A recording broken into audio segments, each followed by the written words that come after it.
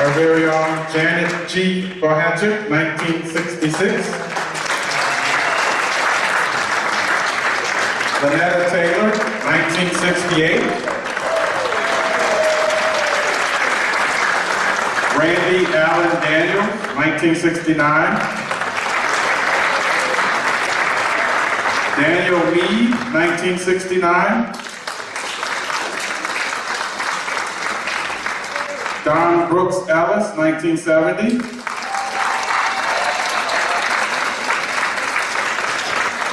Frederick S. Cooper III, 1970. Arpelio J. Sartori, 1971.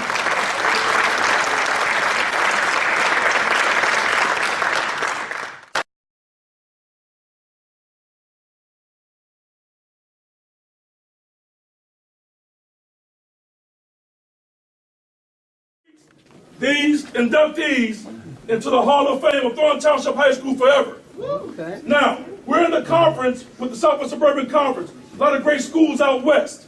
But they're all known as our children because this is the flagship of all this area for the state of Illinois. I know.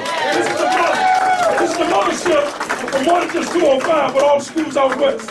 So this great school, I teach them all that the spirit in these walls permeates every day, and it catches our students with Wildcat pride. And I further want to add to the walls by unleashing us now. For the sake of our win, we're going to cut the countdown from 10 to 5. 5, 4, 3, 2, 1. Yeah, all right. Oh, look at that. Good job.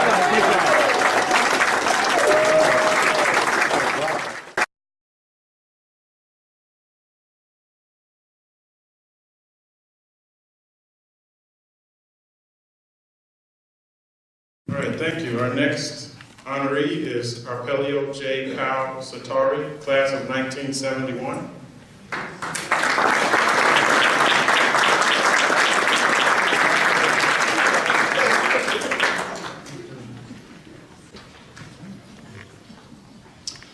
Hi, it's great to be here. I'd like to thank the Thornton Alumni Legacy Committee for this great recognition and the opportunity to share with you just a few of my thoughts about the great school Thornton. As I look back at my high school experience, I'm very grateful to have been surrounded by just great coaches, mentors, and people that I felt genuinely cared about me. I feel that anybody that's a success has guidance. I was very lucky to have guidance from a great family. Pal and Rose Sartori, my mom and dad. I have 3 great brothers, Jim, Art, and Dino, and I have a fantastic sister, Laura.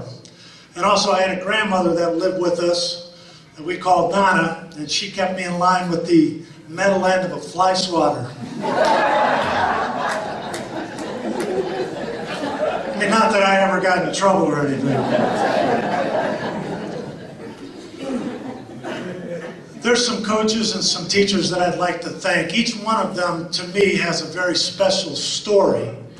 But it'd be too long to go into, but I would like to express my thanks for what they did to me. 4th grade, I had a teacher, Mrs. Winters. Dick Bruno, Cliff Smith, Bob Caress, Jim Whiteside, John Ingeman. Coach Ingeman, I can still do a pretty good flip turn. Sam Camelli, Ed Bogosian, Joe Keane, Ted Check, Frank Bauman, and Ed Fredette. All of them were coaches, all of them were people that I emulated, they were people that I looked up to and felt very fortunate to be around. When I graduated from high school, trying to follow in the footsteps of people that had an influence on me, I thought I knew exactly what I wanted to do. I wanted to go to school, I wanted to get into education. I wanted to teach physical education. I thought, this is a great gig. I get to play sports every day and get paid for it. The toughest challenge for me was the fact that the only way that I was going to go to school was to receive a scholarship. My older brother was already in college and our family couldn't afford it. So that motivated me. And the coaches at Thornton were the ones that directly helped me to basically say, this is what you have to do. And one of the first things that came to mind was, one of the coaches came up and said, you want to play college football? And he says, you know, you're athletically good enough to do that, but those grades, probably better pick those up a little bit. So it motivated me in a lot of ways to improve myself, not only as a player, but also as a person.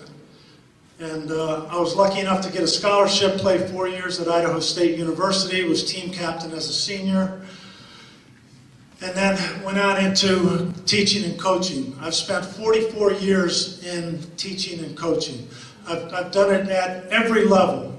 I've taught elementary classes, junior high classes, high school classes, and taught at the university level as well. And then in my coaching career, same thing. I've coached elementary basketball, and I've coached junior high, multiple sports, high school sports, coached college football, and I was very fortunate enough to coach professional football in Canada. I was on a team in 1989. I was the offensive coordinator and quarterback and receiver coach, and our team won the Super Bowl of Canada, which is called the Grey Cup.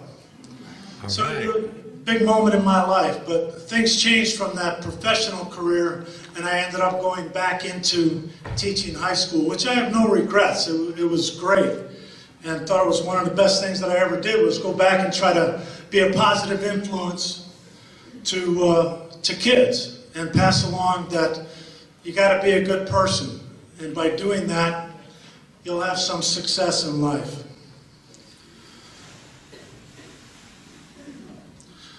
Was lucky enough to win a high school football championship.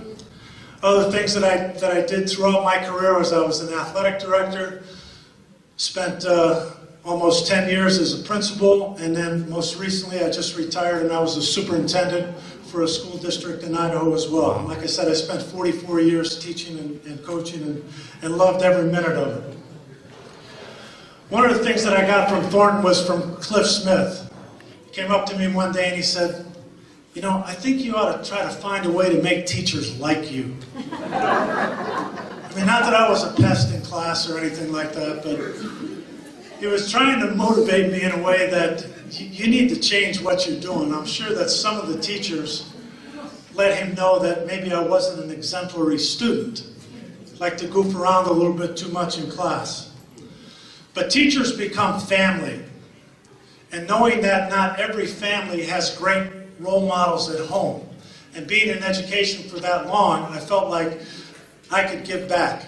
And I had a good friend of mine ask me a question, out of your long career in education, what are you most grateful for? What do you feel really good about? And I answered immediately and said, I think the best thing for me is I felt like I paid it forward.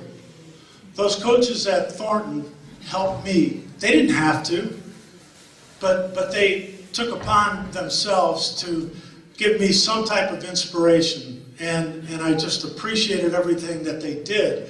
And I felt like through my years of coaching and being around kids, which is great, is I felt like I paid it forward as well, and I feel good about the fact that I've helped some kids, and they still come back and see me every once in a while, knock on the door, not only for that, but because of the fact that I make great pizza. So it's nothing for them to knock on the door, hey, are you cooking pizza tonight? Yes, I am. So anyway, it's been good. It's a career that is very honorable, and I just can't say enough for the people that helped me.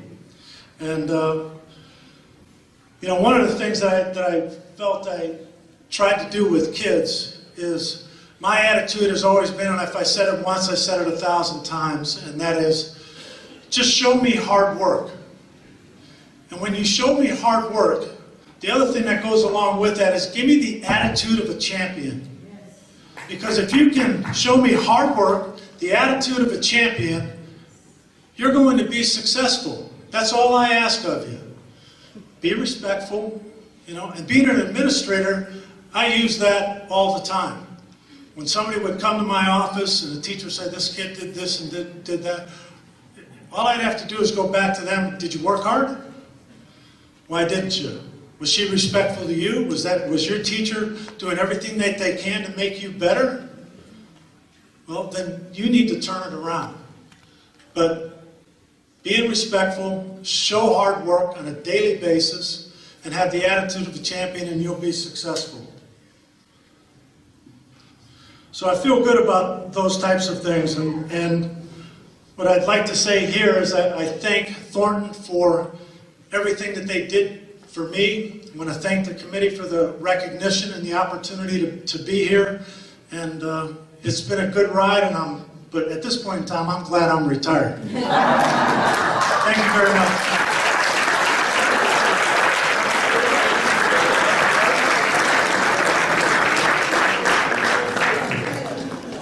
Now we'd like to call our next honoree, Ms. Ellen C. Malone, class of 1997.